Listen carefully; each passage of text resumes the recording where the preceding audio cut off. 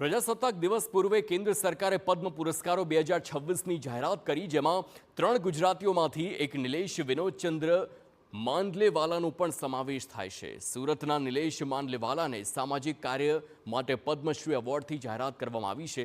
આ સાથે જ આ જાહેરાત થતાની સાથે જ નિલેશ માંડલેવાલાની સાથે તેમના પરિવારમાં પણ ખુશીનો માહોલ છે।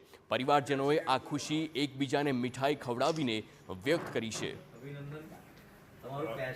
કે આ સન્માન એ નિલેશ માંડલેવાલા કે ડોનેટ લાઈફનું સન્માન નથી। આ સન્માન છે જે બ્રેન ડેડ વ્યક્તિના સ્વજનોએ જે બ્રેન ડેડ વ્યક્તિના અંગોના દાન કરાવ્યા છે એ તમામ અંગદાતાઓ અને એમના પરિવારનું સન્માન છે। આ પ્રવૃત્તિની 2005માં શરૂઆત કરી ત્યારે લોકોને બ્રેન ડેડનો કન્સેપ્ટ ખબર નહોતો। લોકોને એમ હતું કે વ્યક્તિનું હૃદય બંધ થઈ ગયું એટલે મૃત્યુ પામ્યો છે।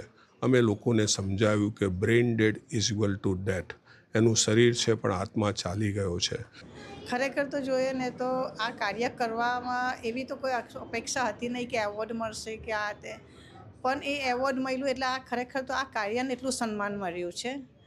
એટલે મને એવું લાગે છે કે આ એવોર્ડ મળવાથી આ કાર્યમાં કદાચ વધારે લોકોને નવું જીવન મળતું જશે અને કાર્ય વધારે ફેલાશે અને લોકોમાં વધારે જાગૃતિ આવશે।